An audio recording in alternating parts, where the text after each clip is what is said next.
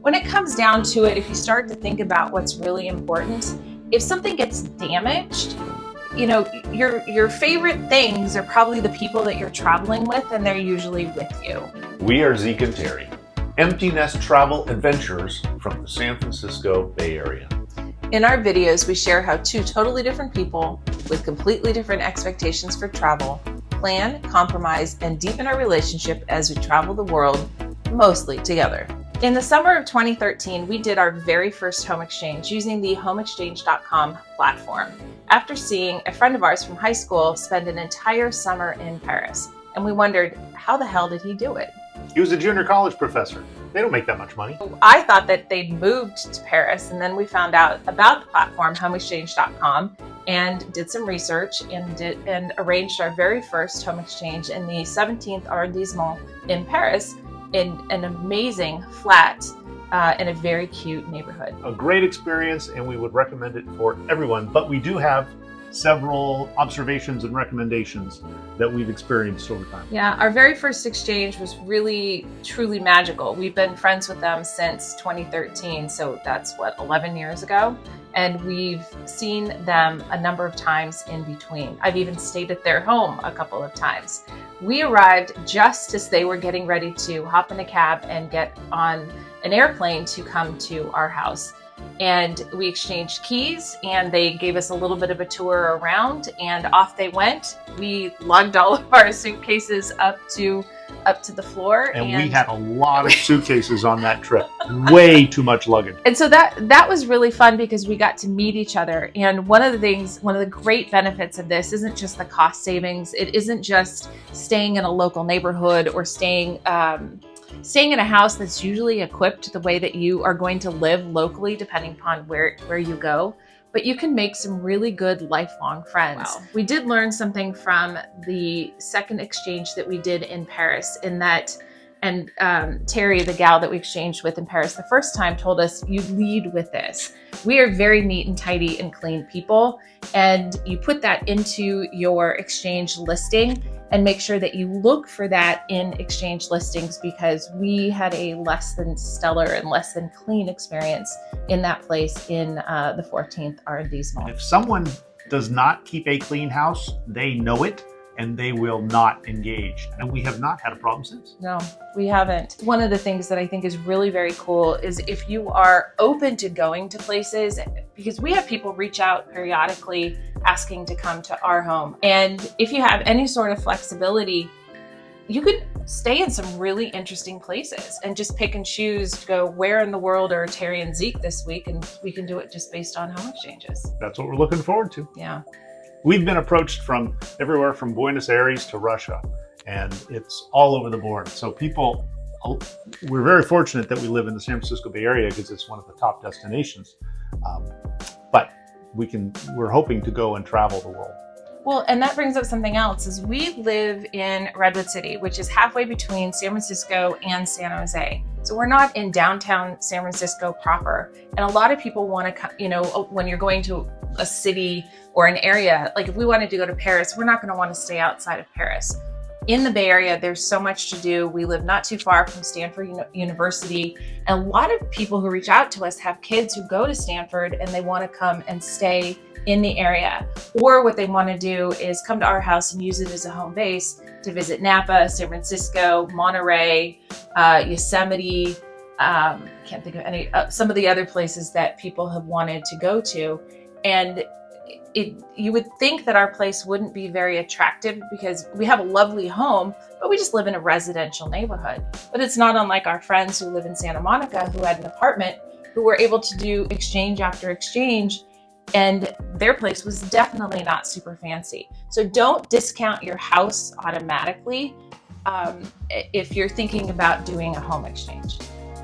Yeah, the only time I think you're going to get into trouble is if you overpacked 2-bedroom, 1-bath apartment someplace with 3 bedrooms and 2 bathrooms worth of stuff, and it just isn't functional.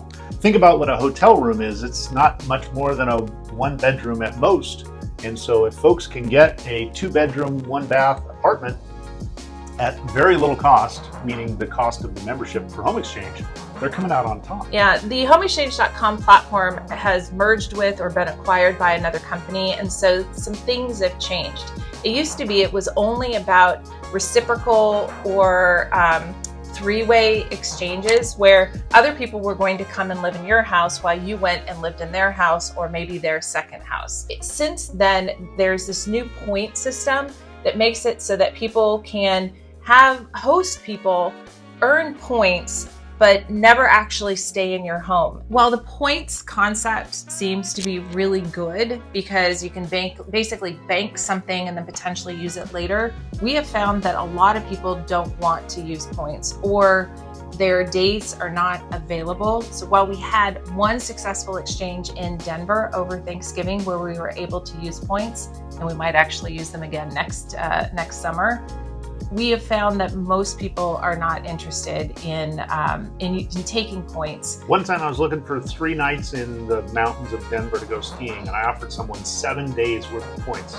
They didn't accept it. We would not have been able to afford to stay in Paris for a month in the place that we were in if it hadn't been for home exchanges. We also swapped cars. So we had a car for a month, which would also have been significantly more expensive than what we would have wanted to spend. Well, if you have a car that you are okay lending to people who come and stay at your house, great. If you do not want them using your car, you do not make that available. Completely under your own control. And homeexchange.com is a platform, and there are homes, from single family homes all the way to apartments to like for us, units in timeshares in places like Palm Springs and Mexico. So there's a wide variety of options that are available. How it works is you sign up and it's like $180 or $200 a year to put your home or whatever location onto the platform.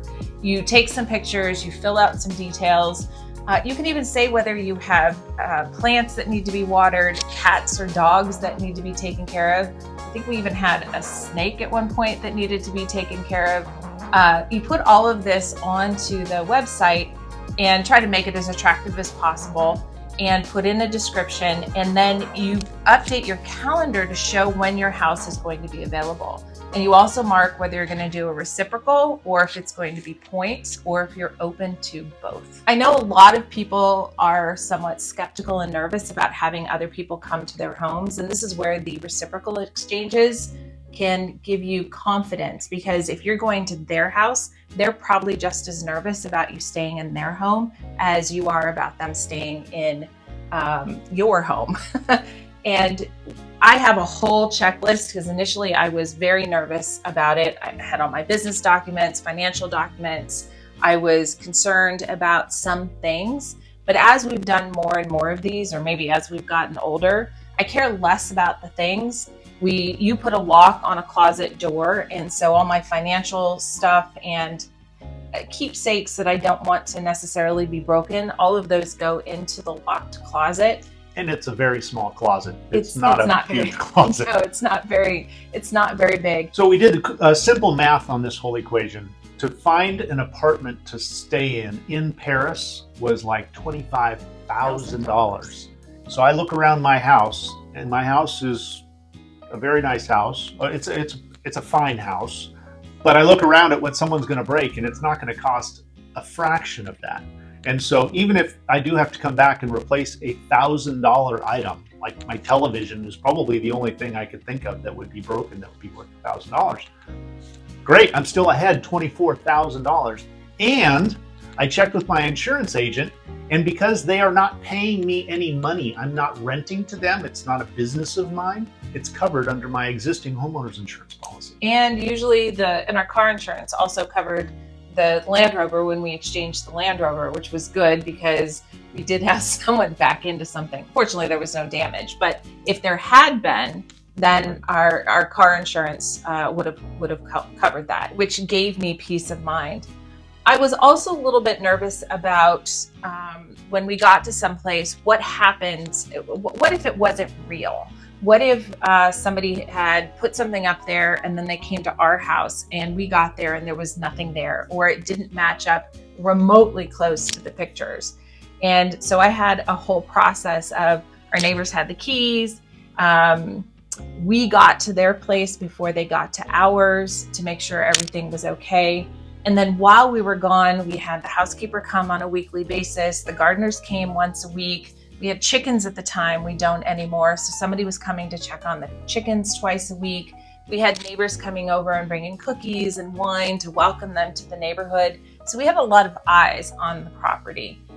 I'm a lot less nervous about it now. In fact, we have an electronic lock, so we can just give somebody a code. And we had people come to our house first, and now we're going to their house, and I'm totally okay with it now. I think it's one of those things that you just get more comfortable with it over time. And one thing that we always do before we even agree to a home exchange is we have a video phone call with them and just sort of try and get a vibe from who we're allegedly dealing with and get a feel for them. And it's always worked out. When you can talk to someone through a phone or a computer, you can get enough of a feeling for them. And we've had people get their kids and their dog and the whole thing. Tours of the house. Yeah, they walked us around the house and they tell us about this and they tell us about that. And 99.9% of the time, if you've gotten that far in the process, you're dealing with someone who's just as sort of anxious about this as we were. And we still can be, but the video conference call is sort of a sieve that we use at this point in time. Not that it's ever everybody that we've Zoomed or FaceTimed with, we've done exchanges with. The other thing that we also do is we clear out space before we leave. So, the homeexchange.com actually has some videos and has some instruction things, and they give you, hey, here's your checklist, recommended checklist before you leave. So you throw away perishables, you make sure the house is clean, you leave a bottle of wine or some cookies or something with a note, and you clear out some closet space, you clear out some drawers. In our exchange in Denver over Thanksgiving, they really had very much of a minimalist setup, and we came back wanting to get rid of even more things, have it more streamlined, which is easier when the kids are out of the house, to make it so that it's easier to exchange and prepare a house for when somebody is going to come into it. We also learned from the very first exchange, we put together a binder back then. Now I have a whole Google folder with a bunch of docs with everything from how to take care of the cats to local restaurants, things to do, our neighbors' contact information, location of healthcare facilities if anybody needs it, our favorite coffee shop, if you need to work dog-friendly places, if somebody has their dog. And we just make it so that somebody coming in knows how to use your house. Several times we've had people come from Europe, and things work differently in Europe than they do here. Although we do have a fancy coffee machine. We have a fancy coffee machine from 25 years ago, and we do have a video as to how to use it because coffee is that important. Coffee is life. Coffee is life. A lot of this can seem very overwhelming, and I want to assure you that it doesn't need to be. I am very organized. I like to be over-prepared. I am sure that other people don't go to these lengths to make sure that their house is prepared, or people coming in, type A, recovering type A, overachieving perfectionist, hostess with the mostest, trying to do a lot less. So they probably don't need as much. In the description of this video, we'll have a link to the blog post that we've written on the how-tos and what-fors of home exchanges in order to show just how easy it can actually be. It is weird to have someone stay in your house. Let's just put that out there. We deal with that by strategic scheduling of the house cleaners. We will have the house cleaned after we leave and before we come back. That sets up as much of a win-win situation for the people that are visiting our house, that it's clean when they get there, and then it's win-win for us when we get back. That doesn't mean that you won't come back and find that the toaster's been put in a different drawer and you are curious as to how you think they got it in there because it really didn't fit. But if that's what I have to fix after I get back, then I can deal with that. Things have changed a little bit with Airbnbs and short-term rentals in a lot of cities around the world. So if you want to be in a home-like setting, whether it's an apartment or a condo or a single-family dwelling, VRBO, Airbnb, and short-term rentals have are having a challenge right now. A home exchange can be a nice option, especially if you want to have a kitchen to be able to cook in. You don't want to eat out all the time. Maybe you want to shop in a local market and have greater flexibility, maybe in-home washer and dryer, access to a pool, and not be in what's often a sterile situation in a hotel. And VRBO and that part of the industry has affected home exchange in the 11 years that we've been on there. I now see frequently people that have second homes that have them on both VRBO and home exchange, and they put the same rules on a home exchange, like you have to pay for the house cleaning and all these other things if you're going to give them points or do some sort of simultaneous exchange. What I would say is stick with the reciprocal. And if they come to you or you go to them and say, hey, I'd love to come stay at your place if you want to come to where I'm at, wherever that is in the world. And then in the negotiations go, yeah, I'm going to pay for my house cleaner, you pay for yours, because that's the true vibe that we grew up on home exchange in the last 11 years. It's really more of a, I'm exchanging with you, you're exchanging with me. And now we're business. It's not a business. Yeah, it's not a business. And it really, I think, puts a bad spin on the entire experience. It makes it more of a business transaction, which I'm really not interested in. And again, I now have too many points that I can't spend, and it doesn't work out. Yeah, if you see a listing and there are a bunch of extra charges in there, I would actually steer clear of it. It means that somebody is not using home exchange in the spirit of which it was originally designed. And it's somebody who's trying to take advantage of people looking to go other places. So I would steer clear from those. If you do decide to do a home exchange, we would love to hear about it. We are so excited for you to take advantage of the opportunity. We hope that it works out well. And if you learn something from that experience, we would love to learn from you. Absolutely. Even if you have a marginal or bad experience, we want to hear about that as well. We've done it a number of times and we feel very comfortable with it, but we are by far not, experts in it. We've not done it tens or hundreds of times, but we've done it enough times and they've all been very successful to continue doing it. Same as looking for a consignment mid-century modern coffee table. It is a lot of work. You spend a lot of time sending messages off to folks. And there are some Facebook groups that you can find that people put up their properties in order to gain greater visibility.